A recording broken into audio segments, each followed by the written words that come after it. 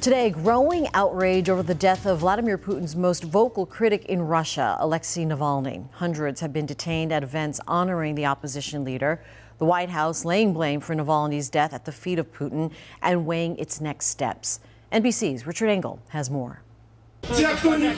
This morning, tensions between the United States and Russia are high after the death of Alexei Navalny. Russian President Vladimir Putin has been accused of assassinating Navalny, his biggest critic. President Biden speaking out yesterday. Putin is responsible. This morning, Navalny's widow blaming President Putin for his death and accusing the Kremlin of holding his body to hide the evidence. In Russia, Navalny's supporters have been laying flowers and tributes, which Russian authorities are promptly removing. Activists say around 400 of Navalny's supporters have been detained. Prison officials say the 47-year-old Navalny, who barely survived a poisoning in 2020, collapsed and died suddenly last week at a penal colony in Siberia, one day after looking healthy during a court appearance. Russian officials say they have yet to determine the cause of death.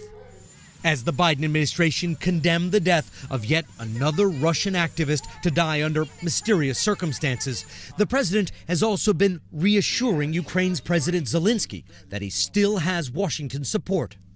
Russian troops are arguably today in their strongest position since invading Ukraine, capturing the small Ukrainian city of Avdiivka this weekend. Russia's first significant advance in nearly a year.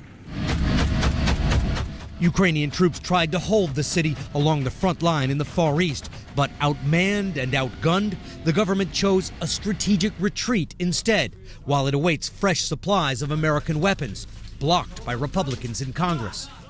President Biden saying the United States won't abandon the country in its time of need. Miro Popovich has been fighting Russian troops on the front line for most of the last 2 years. I met him at the start of the war and caught up with him again recently. We are tired, we are exhausted, but we're gonna have to keep fighting till my last breath or till the victory. Yeah. Which one do you think it's gonna be? The victory.